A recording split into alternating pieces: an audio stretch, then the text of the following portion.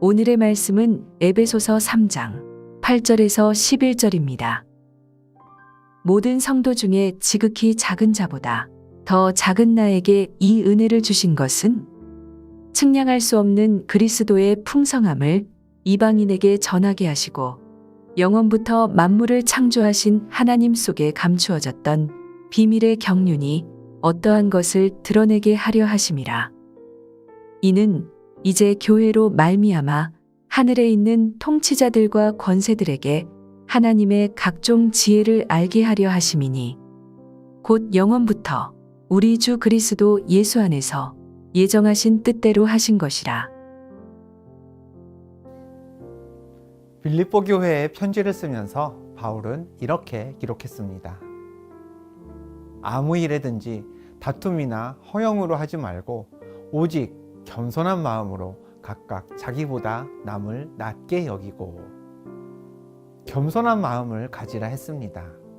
그 겸손한 마음으로 자기보다 남을 낮게 여기라고 했습니다. 그리스도인이 다른 사람과의 관계에서 포기하지 말아야 할 태도가 있다면 상대가 누구든지 간에 나보다 나은 사람으로 여기는 태도입니다. 그리고 여기서 중요한 단어가 여기고입니다. 자기보다 남을 낮게 여기라는 말은요, 실제로 자기보다 남이 나은지 그렇지 않은지, 즉 사실 자체하고는 관련이 없습니다. 실제로 알고 보면 내가 상대보다 지식적으로 우월할 수도 있습니다. 경제적으로 내가 남보다 많이 가졌을 수도 있겠죠. 내가 지혜가 더 많거나 내가 경험이 더 많아서 여러 면에서 내가 남보다 나을 수 있습니다. 그러나 성경은 실제 나와 남의 형편이 어떻든지 상관없이 자기보다 남을 낮게 여기라고 했습니다. 즉 상대가 누구든 그 상대의 형편이 어떠하든 우리의 태도는 항상 나보다 남을 나은 사람으로 인정하고 생각해야 하는 겁니다. 바울은 이러한 태도를 한순간도 잃지 않았습니다. 초대교회에 편지를 써서 보낼 때마다 바울은 자기 자신을 이렇게 표현했습니다. 나는 사도 중에 가장 작은 자라. 사도라 칭함받기를 감당하지 못할 자니라. 심지어 바울은 죄인 중에 내가 괴수라는 고백까지 했습니다. 오늘 본문에서도 바울은 자기 자신을 이렇게 표현했습니다. 모든 성도 중에 지극히 작은 자보다 더 작은 나에게 이 은혜를 주신 것은, 평소에도 자신을 낮추면서 남을 더 낮게 여겼던 바울은 본문에서 자신을 모든 성도들 중에 지극히 작은 자보다도 더 작다라고 했습니다. 자기보다 더 작은 사람이 없다는 뜻이죠. 그런데 그렇게 작은 바울에게 하나님께서 은혜를 주셨다고 했습니다. 어떤 은혜일까요? 가장 작은 자신을 전능하신 하나님이 자녀로 삼아 주셨습니다. 하나님 나라의 백성으로 인정해 주셨습니다. 이러한 바울의 겸손은 바울의 성품의 문제가 아닙니다. 바울이 태생적으로 혹은 습관적으로 자신은 작다고 상대가 더 훌륭하다고 말하기를 즐겨하는 그런 성격을 소유했기 때문에 나온 말이 아니라는 거죠. 동시에 바울의 겸손은 바울이 처한 환경의 문제도 아니었습니다. 바울 주변의 사람들이나 바울이 지나온 인생을 통해 나는 큰일을 하기에는 역부족인 사람이야. 나는 남들처럼 잘하는 것도 없고 대단한 능력도 없어. 이렇게 여겼어야만 했던 게 아니죠. 바울은 당대에 학식이 있는 사람이었고 로마의 시민권을 가진 사람으로서 도리어 남들보다 좋은 조건을 갖춘 인물이었습니다. 의시되려면 얼마든지 의시될 수 있었고요. 내세우려면 얼마든지 내세울 게 많았습니다. 때문에 바울의 겸손은 그의 성품이나 환경에서 비롯된 게 아니라 모두 하나님의 은혜와 연관되어 있음을 깨달아야 합니다. 살아온 인생만 돌아본다면 하나님의 자녀가 될 자격이 없는데, 근데 예수 그리스도를 믿고 하나님의 자녀가 되었습니다.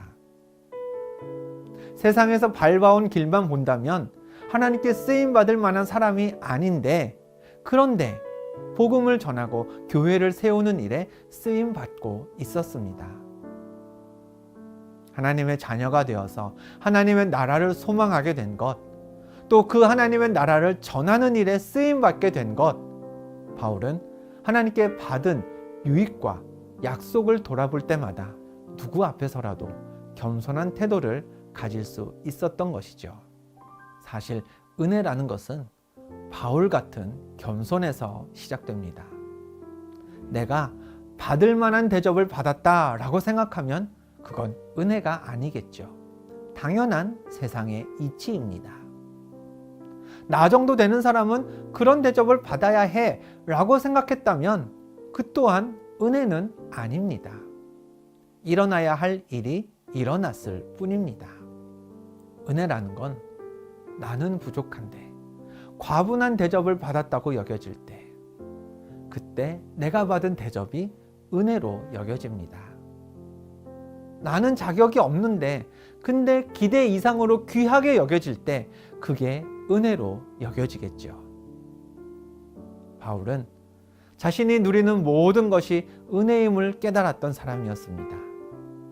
이런 일을 하게 될 줄 몰랐는데, 이런 평안을 얻게 될 줄 몰랐는데, 이런 능력을 갖게 될 줄 몰랐는데, 그런데 지금 바울이 하고 있는 일, 누리는 것들을 보면 하나님이 모든 것 채우시고 이끄셨기 때문에 스스로는 더욱 겸손해지고 하나님의 은혜를 내세울 수밖에 없었던 것이죠. 간혹 예수 믿고 신앙생활 하시는 분들 중에 신앙적인 겸손과 일상에서의 겸손이 분리해서 나타나는 경우가 있습니다. 하나님 앞에서는 하나님, 제가 죄인입니다. 저를 용서하여 주옵소서 라고 기도하지만 사람들 앞에 서면요, 당신 내가 누군지 알아? 당신이 나한테 이러면 안 되지 하고 태도가 달라지는 경우가 그렇습니다. 바울은 그렇지 않았습니다. 하나님 앞에 은혜를 입었기 때문에 사람들 앞에서도 겸손했습니다. 하나님 앞에 죄인 중에 괴수라고 고백함과 동시에 사람들에게도요, 사도 중에 가장 작은 자라고, 성도 중에 지극히 작은 자보다 내가 더 작다라고 그렇게 말했던 것이죠. 하나님의 은혜로 하늘 백성 된 우리도 그러해야 합니다. 하나님 앞에 겸손해야 하고 그 겸손이 사람들 앞에서도 유지되어야 합니다. 그 마음으로 오늘 이렇게 기도하겠습니다. 가정, 일터, 내가 머무는 곳 어디서든지 겸손함을 잃지 않게 하옵소서. 하나님께 죄를 고백하는 마음으로 사람들 앞에서도 허물 많은 사람임을 인정하면서 나 스스로를 세우지 않게 하옵소서. 하나님께 기도할 때에도, 사람들과 일상을 살아갈 때에도 겸손한 마음과 태도를 한결같이 지키며 사시기를 주님의 이름으로 축원합니다. 기도하겠습니다. 하나님, 오늘 내가 머무는 모든 곳에서 바울 같은 겸손함을 지키게 하옵소서. 하나님 앞에서만 꿇어 엎드리고 사람들 앞에서 목을 꼿꼿이 세우지 않게 하셔서 은혜로 사는 사람답게 겸손함을 지키며 살게 하옵소서. 예수 그리스도의 이름으로 기도하옵나이다. 아멘.